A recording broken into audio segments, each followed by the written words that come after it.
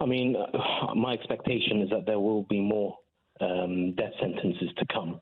And it's important for people to understand that when Iran views a protest, I'm talking from a regime perspective here, it's not the same as a protest that occurs, for example, here in the West. The responses and the reactions of the authorities is radically different. Obviously, there's going to be differences between democracies and autocracies and so on and so forth. However, Iran always likes to show itself off as having some kind of so-called Islamic democracy, whereby it has elected politicians and parliamentarians, and it's got some kind of accountability.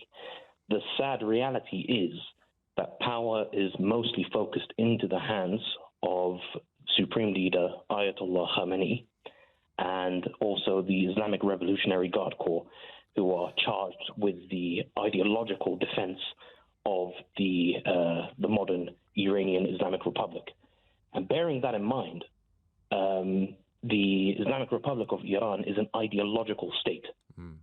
And that will therefore mean that if you protest, if you go out into the streets, if you want to see some kind of change, and it doesn't even necessarily have to be about the headscarf, if you want just, for example, more accountability, or you want more rights for various persecuted groups such as the Kurds or the Arabs in Ahwaz or the Baluch in the southeast, you risk death, you risk torture, you risk persecution. So that's something that we really need to understand here. In terms of the decision made by the vast majority of what we will call MPs in Iran, 272 of Iran's 290 legislators voted to implement the death penalty for serious crimes against the state. I imagine that the definition of serious crimes against the state is going to be very flexible indeed and will be used to include protests. Absolutely. I mean, if we're looking at the penal code here, for example, the latest death sentence was for something called muharaba. Muharaba translates to more or less waging war against God or the divine rule of the system. Another charge that we're going to see is, for example, fasad fil ard, which means corruption on earth. Again, that attracts the death penalty. And these are, as you can probably tell, religiously themed. And most people don't seem to, or don't realize this, because it requires obviously in-depth study into Iran and how it was founded in 1979, the Islamic Republic, that is. But modern-day Iran is not a nation-state in the sense that Europeans understand it. It's actually based upon a kind of millenarian ideology, a very theological state. So the reason why these parliamentarians voted in the way that they did is because they are part and parcel of the system that views Iran as a kind of a vessel that over time will basically presage the advent of a kind of a messianic figure called the Mahdi. And he will then come and rule for X amount of years or whatever and bring justice globally. That's how seriously they view this. So if you then go and protest against the regime or the establishment or the republic, they view that as making war against God himself, hence the death penalties. So this is plainly not a regime that is likely to perhaps read the room or agree with, shall we say, the French President Emmanuel Macron, who says the grandchildren of the revolution are carrying out a revolution and are devouring it. Not a regime, for the reasons that you've outlined, that is ready to accept that its time has ended or is ending. Absolutely not. I mean, these are absolutely in the way that they view things. They're very pragmatic when it comes to foreign policy. You'll see very slick and very personable even diplomats on the global stage. They speak excellent English, they were educated in the West and so on. And they are masters at crafting a certain perception of what modern Iran is. The reality, though, and this is kind of embodied not only in the penal code, but also in their constitution. Their constitution, in I think Article 154, actually compels the state to export the so-called Islamic revolution beyond Iran's borders. And again, the reason for that is theocratic, it's theological. They want to establish or kind of prepare the land, as it were, for the coming of this messianic figure. As such, they are never going to compromise on these sorts of things. And it's kind of ironic, actually, because they came to power in 1979 because of the the depredations of the previous regime that they accused of being authoritarian, and it was, with terrible human rights abuses and so on and so forth.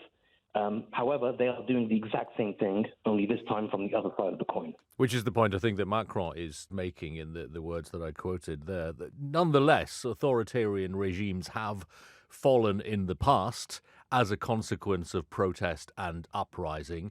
Not all theocracies, of course, in the way that Iran is. How do you rate the chances of success for these protesters? Because it doesn't seem as if they're going to be dissuaded either by what the state has done and is doing. Well, I think it all depends on how the protesters react to what we will see, presently in terms of escalation from the Iranian regime. Like, they haven't gone to their kind of nuclear option just yet. And if their behavior in kind of neighboring states is anything to go by, we haven't even seen a glimpse of the violence that they're capable of. For example, just across the border, Iran is very, very influential in Iraq. It runs dozens, if not hundreds, of proxy groups who are directly involved in the Iraqi government. And we saw what happened to those protesters. Just very recently, from 2019 onwards, they were butchered in the streets. They were dragged away. No one ever saw them again. They were tortured. Bodies were found, dumped into the streets. We haven't yet seen that level in Iran. Obviously, they don't want to escalate it to that level because it's their home turf. But if they feel sufficiently threatened, I guarantee we will see something like that. So it all depends on whether the public has had enough to the point where they won't be cowed by such violence, and then they're able to sustain their presence on the streets. If they're able to do that, and if they are able to attract the support of other arms of the state, say, for example, the Iranian military, which is separate from the Islamic Revolutionary Guard Corps, and they may see an opportunity to assert their influence over Khamenei, for example, then there may be a chance of success. But if all the arms of the state gather and if they're all considered fingers of a fist and they close into that iron fist and they strike hard as they've done elsewhere, then, I'm not sure if they're going to be able to outlast that sort of violence, unfortunately. Sure. The EU is imposing sanctions on a variety of individuals and organizations. That would mean a travel ban and a freeze on assets held in the EU. On the latest or current list, the interior minister of the country, 4 members of Iran's morality police, the state-controlled broadcaster Press TV, which the EU says is responsible for producing and broadcasting forced confessions of detainees, and Arvan Cloud, which is an IT company thought to have helped the Iranian government to close down the internet in response to protests. Now, these sanctions have been largely symbolic in the past. Will they this time, do you think, amount to much more?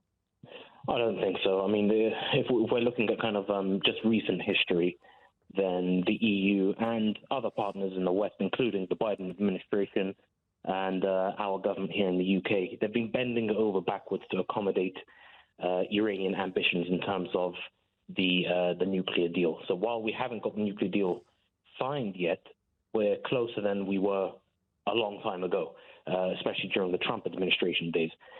So I don't think that they want to push it too far. And for some reason, they seem to be taking always a soft stance on Iran, tenderly walking around on eggshells when it comes to the Iranian regime. And I don't think that necessarily, maybe they're using this as a pressuring tactic to get them to sign on the dotted line for the JCPOA or the nuclear deal. But I'm not sure that this is going to be convincing for them because they've weathered a lot worse than this before.